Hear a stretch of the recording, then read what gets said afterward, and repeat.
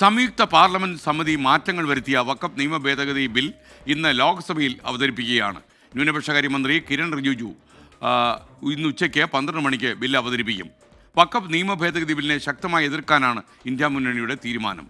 വിനീത V G ഡൽഹിയിൽ നിന്ന്. Good morning Vineetha, പറയും. വെരി ഗുഡ് മോർണിംഗ് എസ്കേൻ. സൂചിപ്പിച്ചതുപോലെ തന്നെ ഉച്ചയ്ക്ക് 12 മണിയോടുകൂടി ഈ ബില്ല് ലോക്സഭയിൽ അവതരിപ്പിക്കും. ന്യൂനപക്ഷകാര്യമന്ത്രി കിരൺ റിജിജു ആയിരിക്കും ബില്ല് അവതരിപ്പിക്കുക. അതിനുശേഷം കേന്ദ്ര ആഭ്യന്തരമന്ത്രി അമിത്ഷാ ബില്ലിന്മേൽ സംസാരിക്കുമെന്നാണ് അറിയിച്ചിട്ടുള്ളത്. ബില്ലിനെ ശക്തമായി എതിർക്കാൻ തന്നെയാണ് ഇന്ത്യ സഖ്യത്തിന്റെ തീരുമാനം. ഇന്നലെ ഇന്ത്യ മുന്നണിയുടെ നേതൃത്വത്തിൽ പ്രത്യേക യോഗം ചേർന്നിട്ടുണ്ടായിരുന്നു. യോഗത്തിൽ പ്രതിപക്ഷ പാർട്ടികൾ ഒറ്റക്കെട്ടായി ബില്ലിനെ എതിർക്കണമെന്നാണ് തീരുമാനിച്ചിട്ടുണ്ടായിരുന്നത്. അതിനുശേഷം രാത്രിയേറെ വൈകി KC വേണുഗോപാലിന്റെ വസതിയിൽ UDF MPമാരുടെ പ്രത്യേക യോഗവും ചേർന്നിട്ടുണ്ടായിരുന്നു.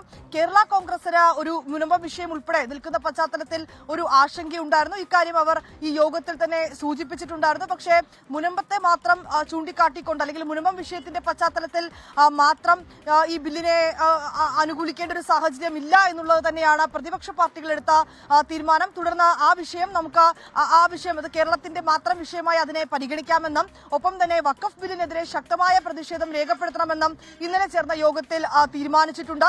മല്ലികാർജ്ജുൻ ഖാർഗെയുടെ നേതൃത്വത്തിൽ ചേർന്ന യോഗത്തിൽ ഏതാണ്ട് 36 പ്രതിപക്ഷ പാർട്ടികളിൽ നിന്നുള്ള 36 നേതാക്കൾ പ്രതിപക്ഷ പാർട്ടികളിൽ നിന്നായി പങ്കെടുത്തിട്ടുണ്ടായിരുന്നു. ഭിന്നിപ്പുണ്ടാക്കുന്നതായ ബില്ലിനെ ഒറ്റക്കെട്ടായി പ്രതിപക്ഷം എതിർക്കുമെന്നാണ് ഈ യോഗത്തിന് ശേഷം ഈ നേതാക്കളുടെ 36 നേതാക്കൾ പങ്കെടുത്ത യോഗത്തിന് ശേഷം മല്ലികാർജ്ജുൻ ഖാർഗെയും വ്യക്തമാക്കിയിരുന്നത്. ഇന്ന് രാവിലെ 9:30 വീണ്ടും ഒരു യോഗം ചേരുന്നുണ്ട്.